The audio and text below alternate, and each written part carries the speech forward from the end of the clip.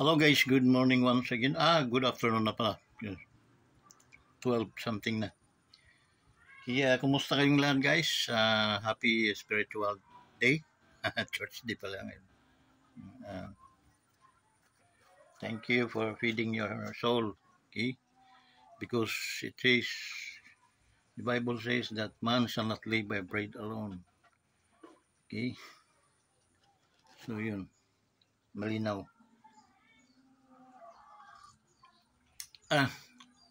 Medyo mainit siya na ang panahon natin. Mainit na sa mga nasa OFWs natin, huwag kayong mangamba sa inyong mga lugar. Kung dito naman sa Laguna, medyo mainit siya na makulimlim na ganun ang panahon. No? No more rain, no? No more slippery road. From the other part of the Philippines, they're okay also. They have this sunny. Otherwise, yung iba ulan. Pero wala namang nag-uulan na. Okay. How are you guys? Kumusta kayong lahat? Ating mga paboritong mga subscriber, yung ating mga followers, no? Maraming salamat talaga guys sa patuloy niyong pagtangkilik sa ating YouTube channel. We continue give a thanks to all of you because nasa 693 tayo, so 7 na lang. Akuinan nyo yung 7 guys. Ikaw, mga asawa mo, kamag-anak mo, magulang mo, kuin mo na para mag 700. So 300 na lang. Okay? Lalapit tayo sa mga kaibigan nating military, no? Silang nasa 100 plus sila 300 plus ata ang ating military, saka police, nasa mga 200 something. Okay? So hingi tayo sa kanila ng tulong na subscribe nila tayo, panoorin nila tayo para at least makatulong tayo guys. Ating mga kaibigan police sa AP, in uniform, men and women. And please support my YouTube channel na nawagan ko sa inyo para at least ma-fulfill naman natin yung dreams natin to help other people, those who are in needs today. Because ang daming nagugutom guys sa sobrang mahal na ating mga bilihin. So, para na rin kayo nag-extend ng inyong tulong through us, through Wanderers Motovlog TV. Okay, wala naman bayad yung guys, pero we assure you na makakatulong tayo. Okay? I'm not, hindi ako nag-ano para sin my personal, no? Because aking mga anak, may kanya-kanya na naman yun sila. Mga, medyo hirap man sila, pero wala naman silang ganong kinakargo dahil ang mga anak nila isa. Yung isa kong anak, wala namang anak din. Yung bunso, mayroon siya. So, nagtapos na rin naman sila. So, basta ayusin lang nila ang kanilang sistema ng pamumuhay, ay hindi sila, wag nilang anuhin na ang pera ay amo nila. Okay? So, isipin nila ang pera na napakagandang utusan. Okay? Money is a great labor. Kaya laborer. No, madaling utusan ng pera. Okay? So that's the reason why na maraming tao na nabibigyan sa pera. Okay? Use money in proper ways to use. Okay? Pero kung gagamitin mo ang pera sa kasamaan, pwede rin. Pero ang pera kasi nga, good servant siya. Okay? Pwede mong mautusan ng tama o kabutihan. Pwede mo rin ang pera mong magamit sa kasamaan. Okay? That's, no? Makikita niyo na great servant nga. Oo nga, great servant siya. Okay? If you agree with me guys, kindly share yung ano natin, thumbs up, paki-click niyo yan. And then yung notification bell, no? Yung all ang ano niyo para lahat ng mga videos natin na magagawa ay dadaan muna sa inyo before mapakinabangan sa iba. Okay? So, yun, no, i-ano niyo yung likes, tapos yung notification bell, yung all, tapos i-share niyo para marami makapanood din ng mga relatives niyo, kaibigan niyo, para dumaming views natin. At the same time, para mag-comment din kayo para below, para at least alam ko kung saan nakakaabot ang ating vlog. Okay guys, ganon lang kasimple. Simple arithmetic lang. Nakikiusap ako sa ating mga men and women in uniform, no? IFE, Police, Navy, no? Airborne, Air Force. Please support my YouTube channel. Pag nasuportahan po ninyo ito, tayo ay mamonetize, hindi po magiging lingid sa inyo yon kung ano ang mga nagagawa nating tulong sa ating mga kababayang naghihirap. At kayo ang isa sa mga tumulong para sila ay marating ng Wonders Motovlog TV. Okay? Kaya from OFW to men and women in uniform, please subscribe my YouTube channel, likes and share, comment below. Maraming salamat po sa inyo guys, mga sirs, mga ma'am. Okay? Maraming salamat sa inyo. Now, let's proceed to our topic, no, for today. Okay? Nakikita natin nakita ko kung gaano itong si President Marcos, no? Gaano ka pabaya talaga sa panunungkulan or hindi talaga niya gamay yung pagiging yung tungkulin ng isang presidente. Hindi niya siguro naunawaan. Ang mahirap doon, tumakbo siya pero hindi niya aral kung ano yung responsibilidad niyang gagawin if just in case nandyan na siya bilang isang presidente. Okay? So guys, mag-join kayo, no? Comment kayo dito sa ating para at least matalakayin natin. Kasi kung agree po kayo sa nararamdaman at nakikita ko po, no? Hindi po sana na doon sa mga nakikita ko, no? But magkaiba po yung yung pananampalataya mo sa Lord or sa observation mo sa isang tao. Paano niya ma-obtain, paano niya magampanan yung isang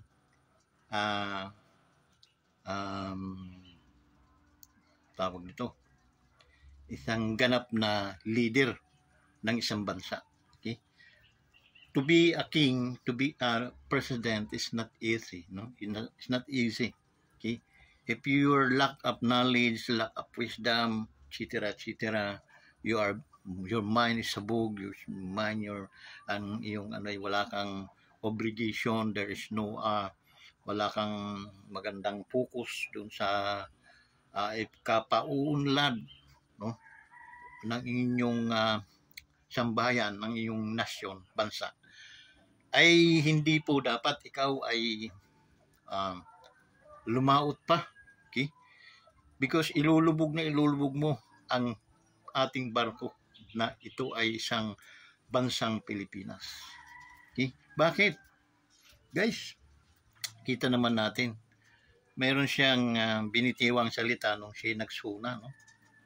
I don't know, this man is foolish or what, no? I don't know. Pero binuto namin ito no? Binuto ko ito. I'm very proud that this guy is na siya, no? Na hinalal ng tao bilang isang presidente.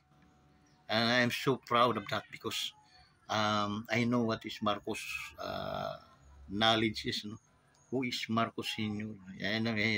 He is the son of Marcos Sr. That's the reason why I believe also to this guy, no? But 100-fold na pagsisisi to magbaback out ako doon sa mga nangyari, but nandun na yun. Okay? Nandun na yun. What we today, inaanuhan na lang natin yung tawag nito. Atin itong hinihimay-himay para malinawan itong ating presidente na hindi po pala tama yung panaggagawa niya. Okay? Because this guy, this Wanderers Motovlog TV, ito'y hangang-hanga sa akin. Kumbaga, ako si Marcos. This guy is hangang-hanga sa akin. Ito, supporter ko ito. Pero how come na siya ngayon ay nagpaparindig sa akin ng mga salita? This is not bad, BBM. Ay may yung aking respeto nandun pa rin bilang ikaw ay isang presidente ng Pilipinas. But please, okay, pakinggan mo mabuti. I-renew mo, i-rewind mo mabuti ang mga nangyayari sa iyong kapaligiran. Unang-una, tinabla mo yung mga Duterte, okay, na pumunta kayo humingi ka ng pabor sa mga Duterte na maging vice ka. Pero not only that, no, ginawa ka pang presidente tanto vice. Hindi mo ba na yung values of yung in-appreciate kanila, rin ginalang kanila, from vice president, promote kanila as a president. Nagpaubaya itong Duterte na okay, bata pa naman ako. Pwede pa ako sa mga susunod mga Tapos lalamunin mo.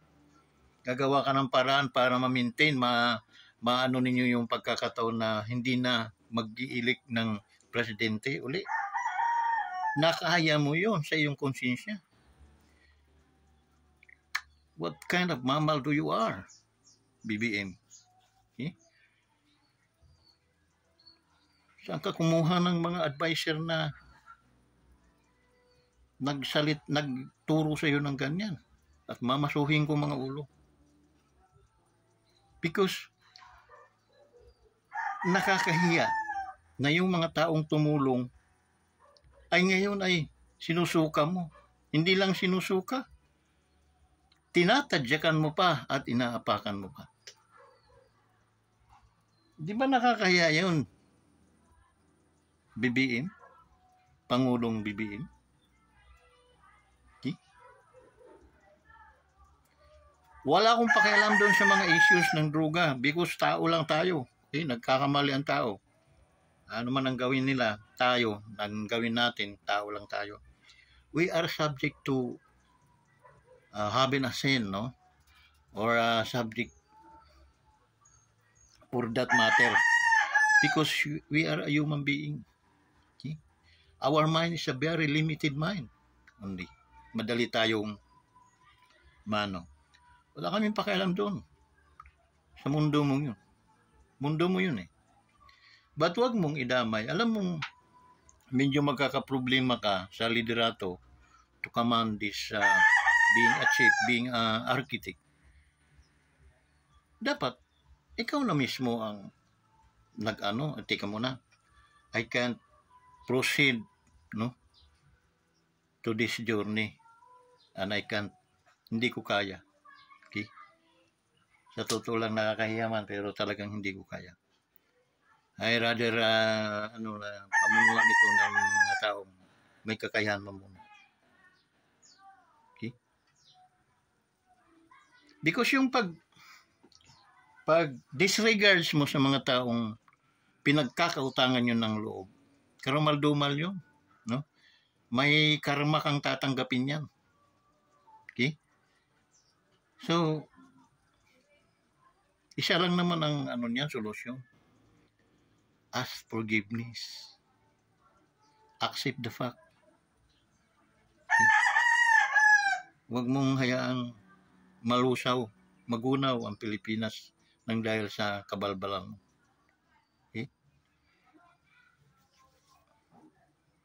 Meron pa nga dyan, BBM sa Biblia na sabi, what a profit a man that you gain the whole Philippines, the whole world, but you lost. You lost your soul. Okay? So that yan ang nagre-remind sa'yo na gumawa na umiwas sa masasama mga gawain. Yung soul na nagre-remind sa'yo to do good things. Okay? Huwag mong ipagpalit. Declare that you are not able to continue to become a president in this nation. That's it. Because the reality, nakikita po talaga namin, you are not, hindi po ikaw, talagang wala kang kakayahan to handle, to operate this nation and to become prosperous. Wala po. Napakalabo. Nagkaroon lang ng mga calamity. Okay? Magsuna ka nga lang, imagine mo 20 million, kabungog mo talaga. Naghihirap na nga mga tao natin dahil sa kadudugas ng pera ng ating mga nasa gobyerno. Isa ka rin. Kasumpa-sumpa ka talaga. Kasumpa-sumpa ka. Sa totoo lang. Imagine mo gagastos ka ng 20 million. Kaya ang lakas ng palakpakan ng iyong mga bisita dahil bundat ang mga yan sa kakain. Okay? Baka may mga paano pa? Tawag noon?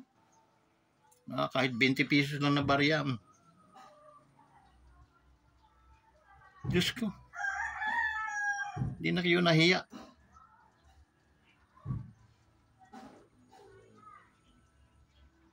Sabagay, hindi nga kayo nahiya na dinapastangan nyo yung mga taong tumulong sa inyo. How much more yung pagwaldas ng pera ng bansa natin. Kung hindi ka ba naman talagang may gapak, no? Pasensya sa salitang ganito. Dahil hindi gawain ng tamang tao yun eh. O kain lang kayo ng Skyflix, natulungan pa natin yung kumpanya ng gumawa ng Skyflix. Ayan, merinda natin, mayroon tayong tag-isang scoop na ice cream Magnolia. Natulungan natin yung Magnolia product. 1 million na Magnolia, 1 million na Skyflix, di 2 million lang. Tubig, mineral. Okay? Sabihin natin 100,000. Di 2.1 million. Ano pa? 2 beses na natin sila. Yung ang ganda ng merinda, no? So, 2.1. So, paluto tayo ng 10 lechon. Kano yun? Sa 10,000 isa, di 200,000 lang.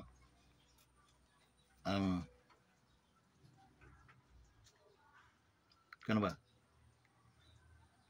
10,000 ang isa eh. Di ang 10. 100. 20. Kalahating milyon na worth ng lechon. Milas. Napakinabangan natin yung ating mga negosyante. Okay? O 10 sa milas, 10 doon sa milas lechon. Baka naman, ikaw ang naaalala ko palagi. Ilan yung maglilitsyon dito sa ating bansa, sa Metro Manila? Sabi natin 10, di tag sa 10 sila. Okay? Tapos, dahil binilhan natin sila, magbibigay sila ng sobra, isa. Okay? Edi, instead na 20 yung litsyon, naging 30. Ititila-tila rin yan, guys. Okay? Tapos, paggawa ka ng puso. Para din napanis. 1 puso, 1 pinggan, tubig, Magnolia. Yun. Lalagay mo na yun doon. Habang nag-iayaw-yaw ka dyan, kulugkog ang marinig mo dahil puro. Parang mga bubuyog yun sa kareklamo. Ano ba naman to? Humingi ng presidente ito, iba. Okay? Si Pangulong Duterte ganun katipid. Bakit? Imposible namang hindi kayo muna kakain sa inyo. Imposibleng wala kayong mga pera pupunta sa Malacanang. So hindi importante yung pagkain. Yung presensya ninyo at saka yung mapapakinggan yung mensahe na isasabi ng isang matinong presidente ng bansang Pilipinas. Pero kung puro buladas lang, puro katarantaduhan ang lalabas sa bunganga, ayun, yung 20 million, kaya yung nagsisigawan, bundat na bundat ang mga yun. Okay? Ang iba noon, nananalangin pa sa isang buwan.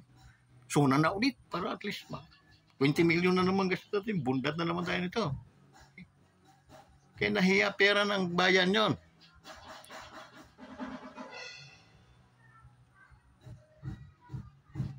Dapat perceive ninyo yung sintabo na nasa kaban ng bayan. Marunong matuto kayong mahiya dahil hindi naman po yun sa inyo.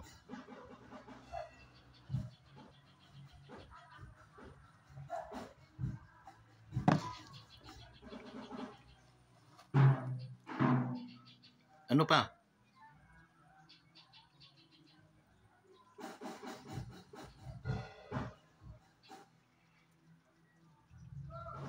Hindi ko alam hanggang kailan katatagal. Kasi pag ang Diyos ang sumaltik sa'yo, goodbye, my teacher, goodbye. Hindi naman po pwedeng pabayaan kanya sa kalukuhan mo yan.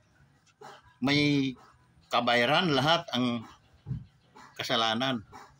The wages of sin is death. Yan ang sabi ng Biblia. Kaya, yun namang kabulastugan mo. 5,000 plus na yung pumipigil sa pagbaha na tapos na dito sa ganito. Tapos na, hindi marami pang ibang matatapos na rin. Alam mong kagaguhan mo?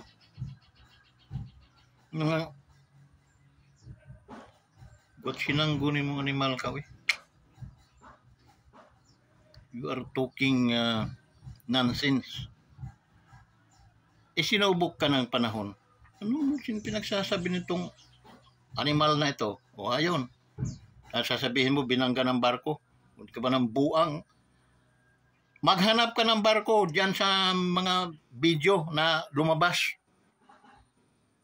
Kung may barkong bumangga dyan sa sinasabi mong ano,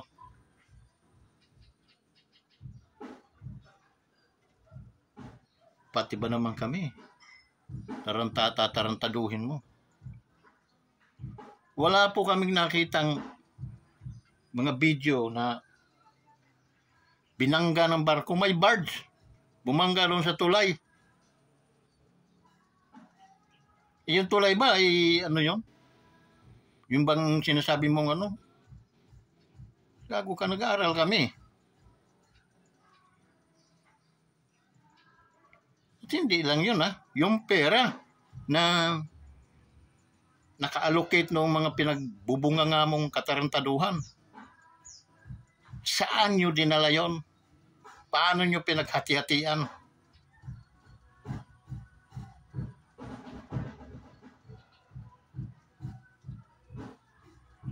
Alam mo, Marcos, that's the time na i-firing squad mo yung mga kapamilya mo na nagdala sa'yo sa bubumulong sa'yo sa katarantaduhan. Firing squad din.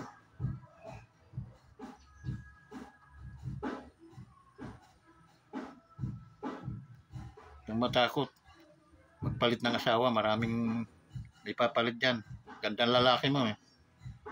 Kuha ka pa ng mga magagandang klaseng tao. Yung pang-iisip ay tao, hindi isip hayop.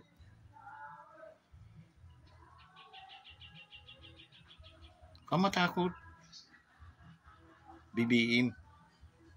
Napakarami. Pumunta ka lang sa Europa, makakita ka. Kung yun lang din naman ang naghahatak sa iyo pababa, yung ano, at nagbibigay malas sa iyong buhay, dahil yun ang ano sabi-sabi.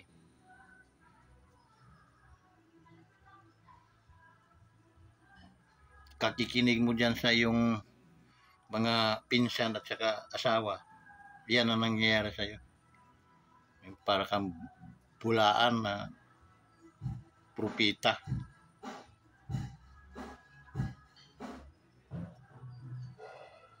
Pasensya na, dahil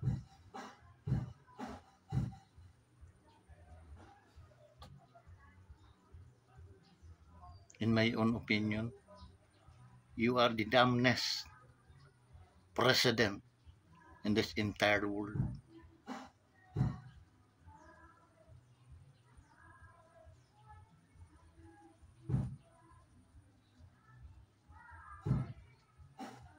Dahil sa mga ginawa mo, biningga mo ang mga Duterte na sobrang lakay ng utang na loob ninyo doon. Pangulong Duterte lang ang presidente nagpalibing kay Apo Lakay. At hindi mo tiningnan yan ang utang na loob. Bullshit.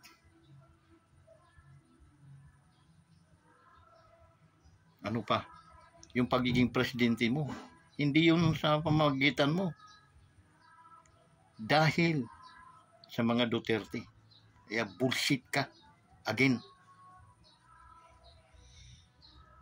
Hindi ka man lang nagbalik ng magandang kalooban sa kanila.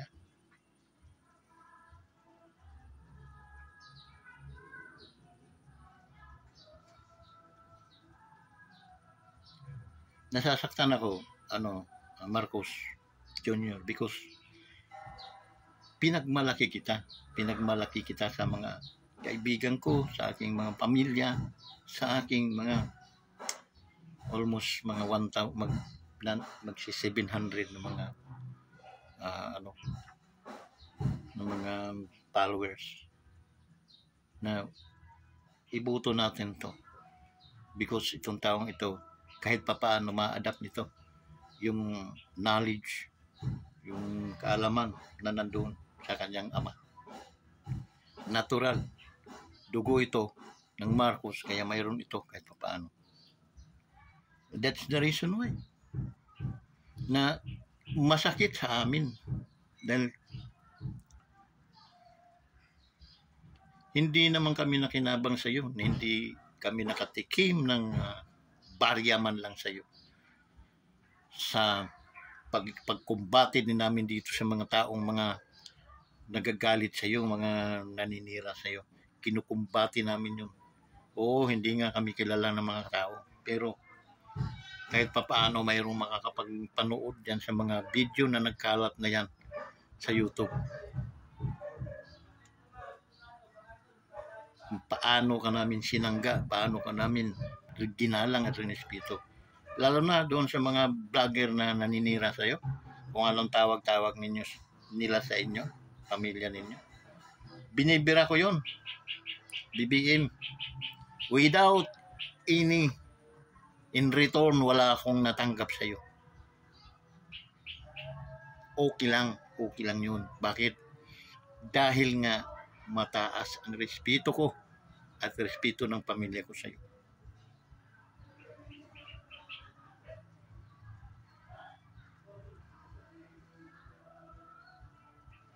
Isa ako sa mga nagsusumigaw na iboto ka bilang isang pangulo ng bansang Pilipino.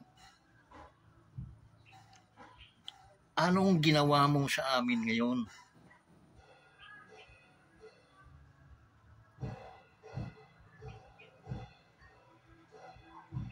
Bukod sa pinahiya mo na kami, pinakita mo pa yung kawala ng iyong wala kay batasan, ika nga kumbaga sa Bisaya.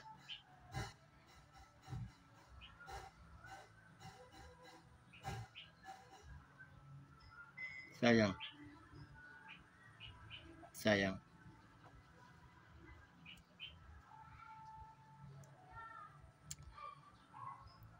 Ba't talagang ganyan ang buhay? Okay? Yung paman, hindi ako titigil sa kapapanalangin na nawa ay God will touch your heart, then doon mag-umpisa na magkaroon ka ng ma-open mind ka. Okay? Mabuksan yung spiritual na pananaw at mabuksan yung puso sa tunay at tamang pagkilos saka pagmando bilang isang hari o presidente ng ating bansa.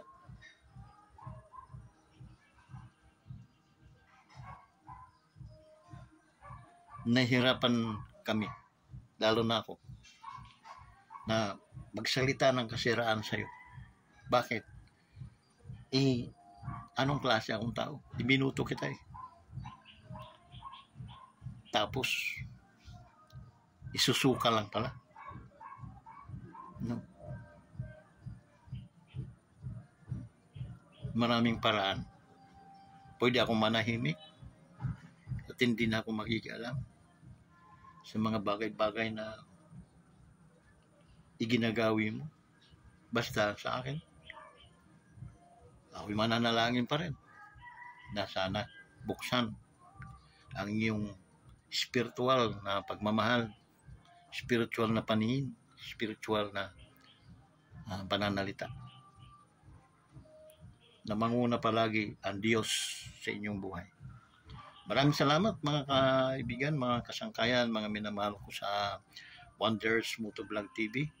Nakikiusap muli ako sa ating mga kapulisan, mga men and women in uniform, sa AP, sa lahat ng mga uniformadong mga sa ating bansa na kindly paki-subscribe po ninyo itong ating YouTube channel.